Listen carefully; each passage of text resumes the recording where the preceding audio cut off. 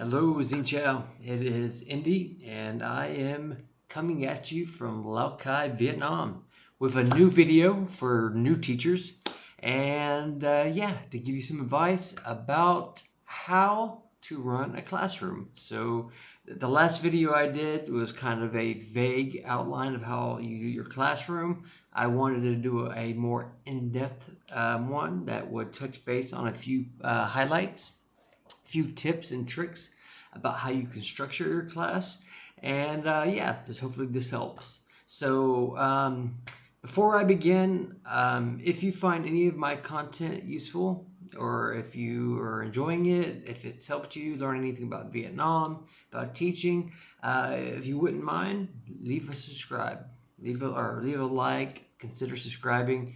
Doesn't do takes 2 seconds, but it really would help me out. Also, I just want to quickly announce that I've made a Patreon. There's a bunch of really cool stuff that I have added to it. I have not gotten my first subscriber yet. I'm hoping that one person will believe in me and join my Patreon, become my first member. You will go down in history, be titled, credited at the end of all my videos, and have a video made in your honor. But I just wanted to make the audience aware that now I do have a Patreon, and I'm going to be building this channel. We're going to be doing a lot of exciting things in the future. I've made some partnerships and networked throughout Vietnam, some different companies, be it through TEFL, through different schools, be it through travel. So, all right. So with that out of the way, let's begin. Let's start with some classroom tips, and we're going to talk.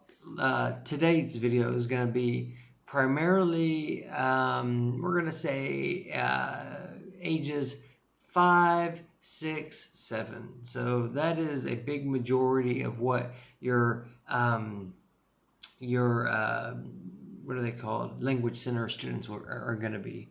Now, there is public schools obviously that teach that age group, but I want to specifically teach or give you advice for teachers who have a college degree, have a TEFL, who are doing things 100% legit. No offense to anybody who's doing it, things but if you're doing it the right way, the legal way, here's some things that you should know. So if you're doing from about ages 5 to 7, here's some things that really will help you in a classroom.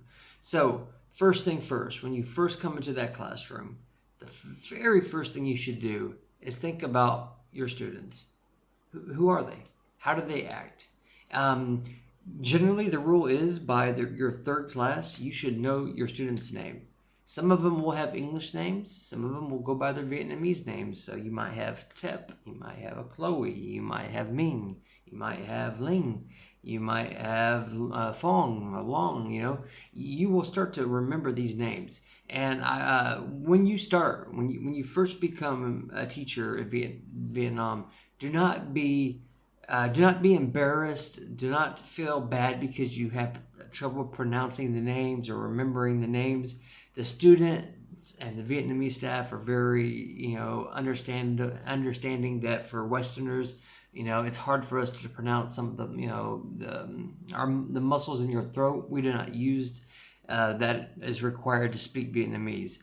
But by your third class, you should have a general idea of the names, or at least who's going to be in each class. And the first thing you should do is arrange the desk. That classroom is yours. You are the boss. So, there's a manager, center director, there's a board of directors, but in that 2-hour time frame or 1 hour and a half, whatever it is that you're doing, you're the boss. You're the president. You're the manager. You are the OG of that classroom. Your TA is there to assist you. A TA stands for teacher's assistant. I treat my TAs as a teacher. She is an equal. I treat her as an equal, just out of respect. But ultimately, though, the buck will stop with you. So arrange your desk. With the younger classes, a horseshoe pattern I find works the best. You have your traditional, lineup, like 4 desks behind that, 4 desks behind that. You could do that, but that is better, I believe, for either older students, maybe like IELTS level, a little bit below that. Students that are maybe in primary school.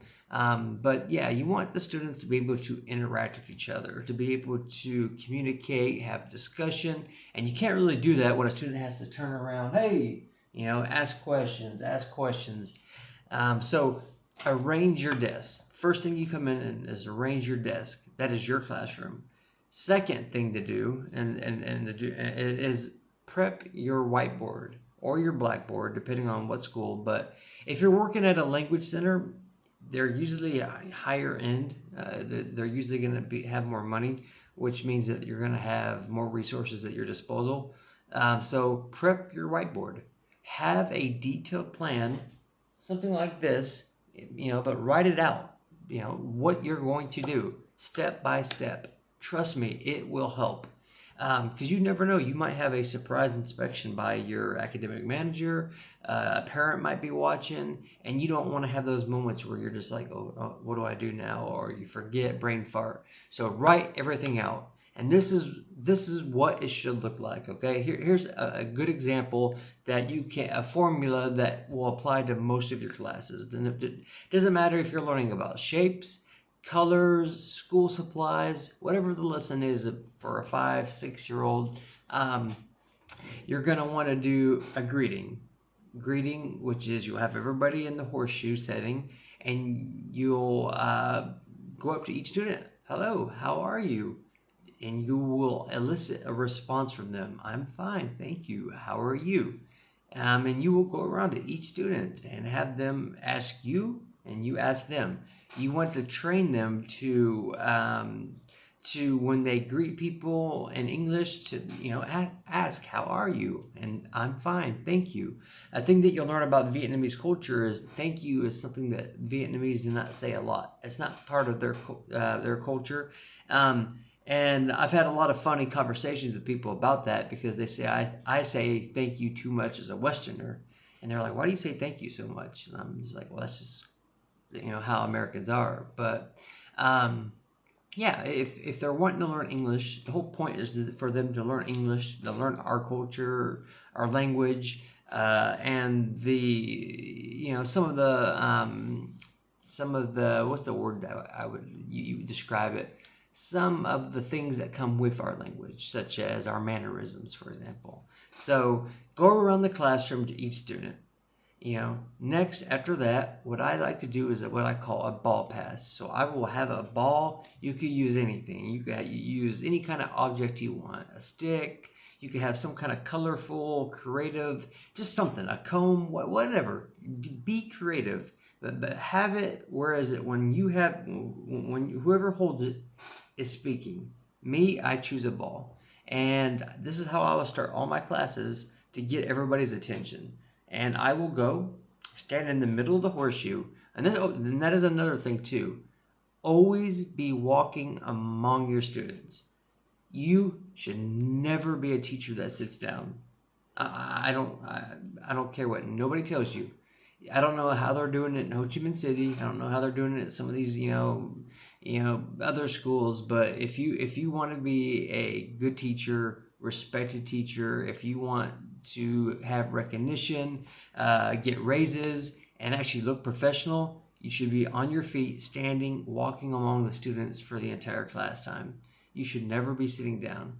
So you should be walking student to student, having one-on-ones, maybe doing a CCQ, which is a critical checking question, looking over their answers, just letting them know that you care enough that your presence is known. It also helps with behavior management too, because hey, they're not going to be sitting there talking as you're walking, and they will come to respect that. Like students do respect a sense of authority.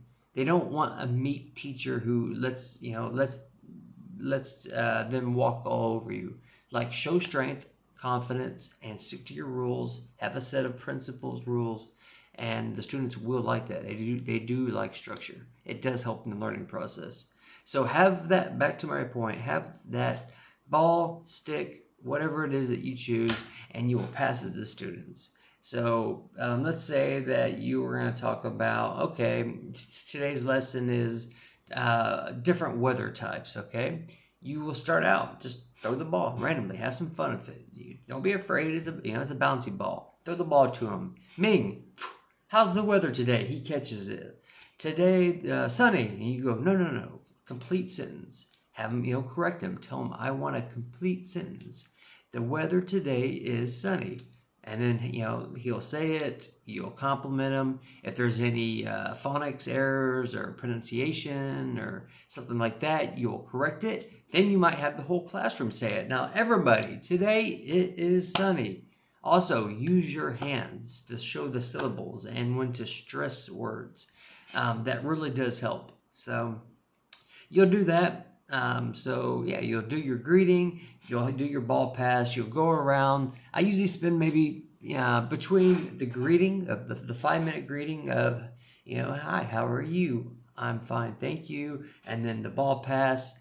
Well, those are called warmers. Those are called warmer exercises. So when you're learning your Celta, it is when you're doing a lesson plan. For any of you higher end teachers who you know what I'm talking about. When I say higher end, I mean like certified with like Delta, Celta, have your TEFLs, that kind of stuff. But yeah, that is your warmer. Next, be creative. Don't do the same kind of lesson structure. Now, don't let me conflict with what I said earlier. Be consistent, but be creative. And what I mean by that is when you provide a lesson, think of all the different ways that that lesson could be provided. So I'm going to give you an example right now, and I want you to think about how you could do this. Okay?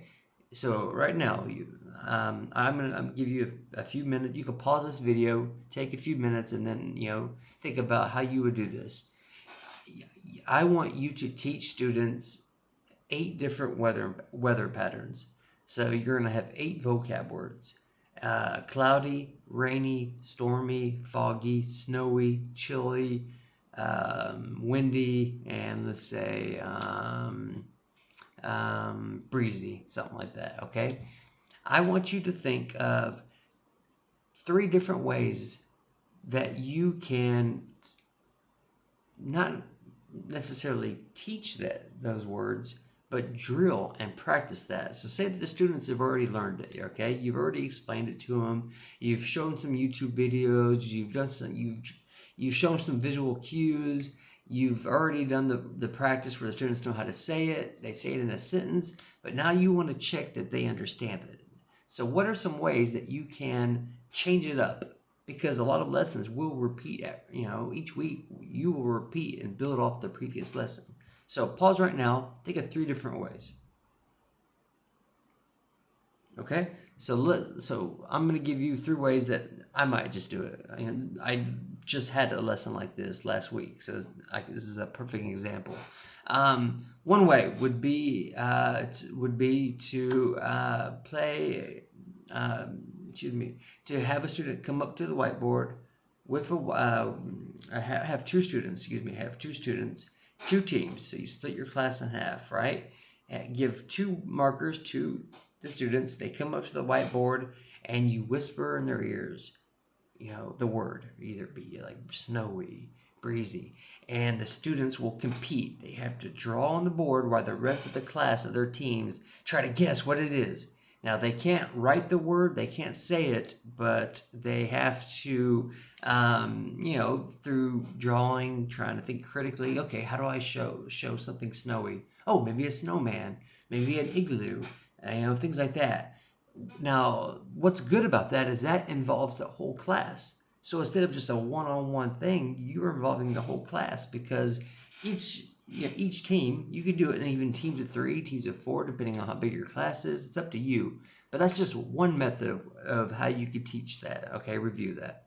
Okay, a second way that we could do this is, all right, I'm going to pass around mini whiteboards. All right, so you'll have school supplies at your school, if it's a good school.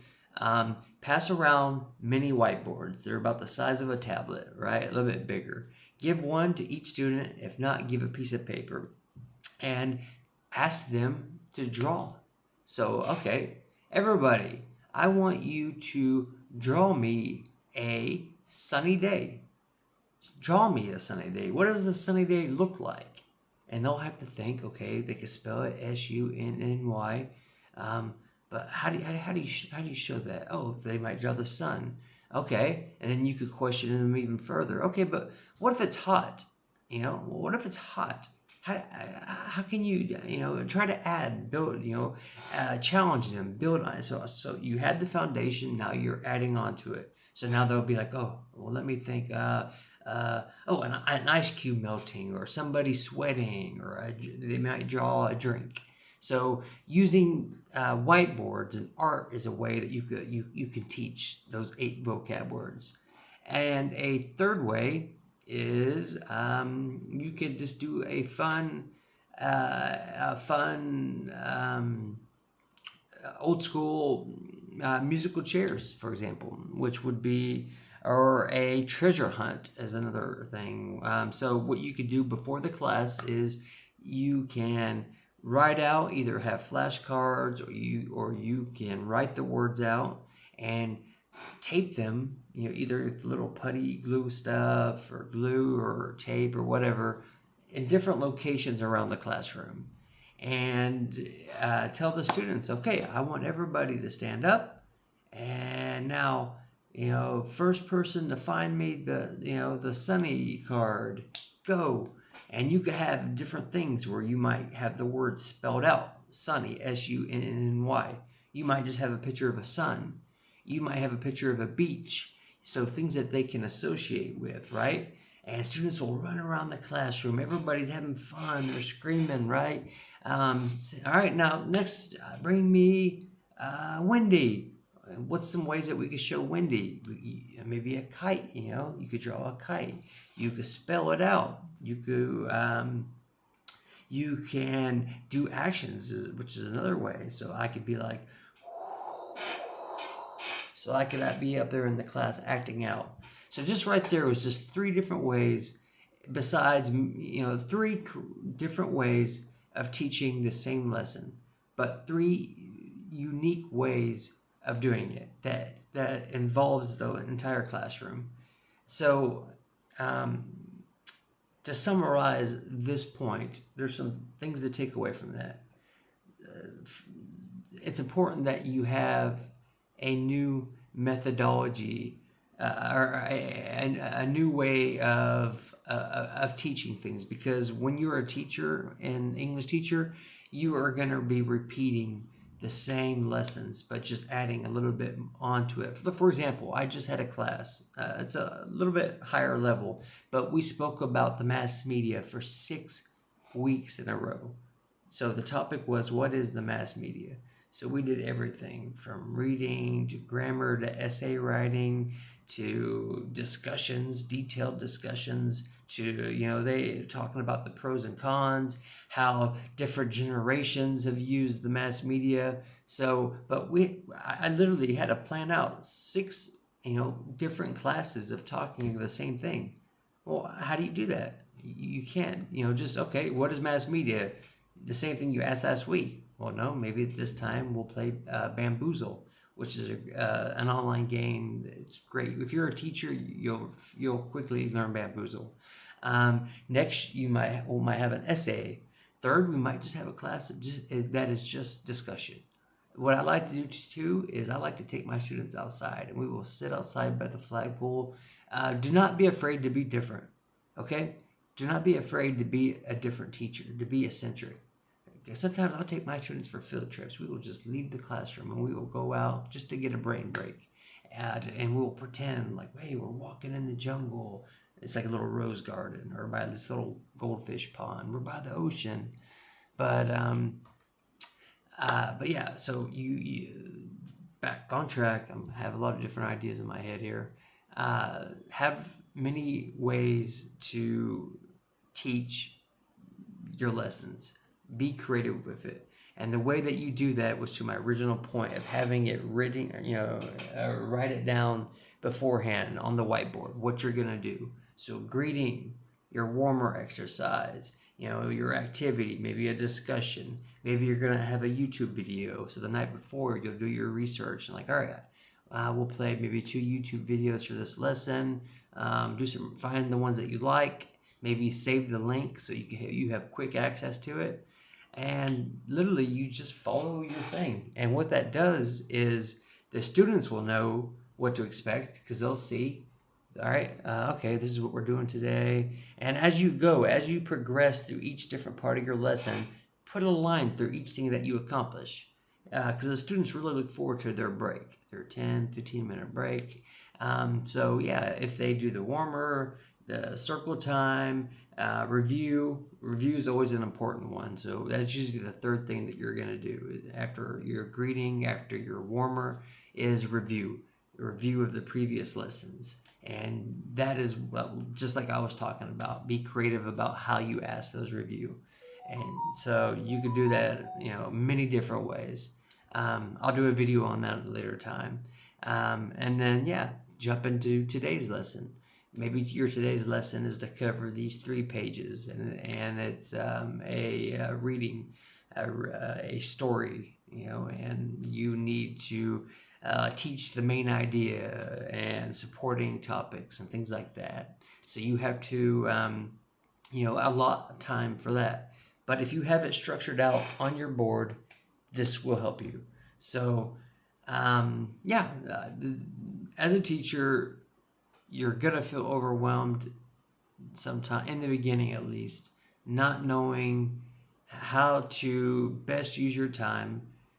Also, learning the student's name is going to help a lot because it shows that you care, and it almost gives you like a parental kind of authority over them. They see you like a father figure, mother figure, auntie, uncle, big brother, sister, whatever you want to say, when you could call them by their name if they're misbehaving or if they're doing really good. That really makes a student feel good when you tell them hey, Ling, you did wonderful. Give her a high five. Good job, everybody. You see what Ling just did right there? She gets 1 star. Good job, Ling. And you'll see her just smile, be creative, change up your formula, and also have a detailed outline about how you're going to teach your lessons. Also, arrange your classroom. Remember, that classroom is yours. So how you set up your desk, do it to a way that best benefits you. So if it's a horseshoe pattern, if it's putting 4 desks together to have different groups, if it's just the traditional have lines of 5, whatever it is, think about which way you're seating best benefits what it is that you're trying to do. Are you trying to do a group activities? Well, then you want to do, have desks put together. Are you trying to do a more of a teacher to student, student to teacher kind of approach? Well, then maybe you want the traditional setup. Are you trying to do more of a discussion? You're walking among the students. You want to be able to check their work as they're writing things. Do the horseshoe pattern, and that will really help you. And it took me a long time before I really started to realize the value of just how much your seating, how you set up your classroom beforehand, and also writing things on the board, how much that does help. Also, one last tip, we're going on 25 minutes, is always write down the student's name. So at the beginning of the class, just make it a habit of, all right, everybody, so let's see who's here today. So Sophie is here. Ming is here. Who is that? Kwang is here. Lam is here. Nam is here. Who is that? Who is that? Is that Han? Han, is that you? You don't play around. Have fun. Han, okay. Who am I? And they'll be like, Teacher Indy. And you'll be like, okay. And then you'll tell them all right, today, if whoever gets 5 stars will get a sticker. or an extra 2 minutes of break, or candy, or whatever, whatever it is that you use for your positive reinforcement. And if the carrot, the stick kind of thing. Rule of thumb, though, you will get much better results using positive reinforcement than you will by threatening students. When I mean threatening, I mean like, hey, I'm going to give you extra homework, or hey, I'm going to call your mom. That generally does not work. I mean, there will be times where you might have to do that. You'll ask your TA, like, hey, can you please speak to their mother? I'm having problems with the student, but generally, positive reinforcement will help you building rapport with that student and just make you a better teacher, because you want your students to like you. You want to have retention. You have to think about it. Not only you're a teacher, but you're a business. So having the retention is important. So you want these students to enjoy seeing you, coming to your class, because it's going to be different. It's not going to be just you sitting at the desk, everybody open up page 83. Like, no, you're walking among them, you're challenging them. They never know what your class is going to be like. How are the desks going to be today? What games are we going to play today? What music? Are we going to have a spontaneous field trip? Like, be creative, have fun. Like, this is your chance to remember those 2 hours in that classroom. I mean, that is your chance. That is your time. So, and don't look at it as a job. Look at it as just having fun, and you will feel there's a feeling that you get when a student learns, or when they get that A+ on that quiz, or when they succeed at the speaking test.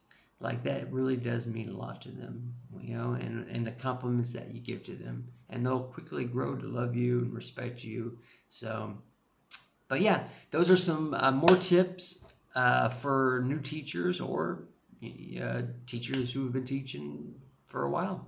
I hope this helps. I know each school is going to be different, but you can take the general idea of what I'm saying and use it, incorporate it into maybe your style. Everybody's going to be a little bit different, but some things are just universally true when it comes to like knowing the names, setting up the desk, changing up the style of what you teach, stuff like, and positive reinforcement, things like that. So anyways, thank you. If you stayed around, we're 27 minutes in. If you stayed around this long, I really appreciate it. We are almost to 350 subscribers. I'll be so happy. Or excuse me, 450. I'll be so happy when I reach 500. Like 500 will be such an amazing day. 1,000 will be even better.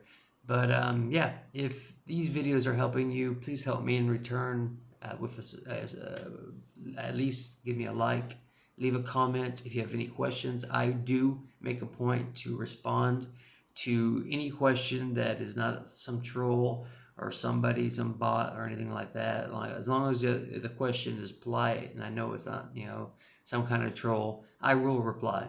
And there's no stupid question. And you're free to ask me anything. As long as it's respectful, of course. And also check out my Patreon. I've been adding some stuff to it, and there's going to be a lot of new stuff coming in the future that I'm going to be excited to announce. So this is Indy. Good luck, and I'll see you next time. Bye.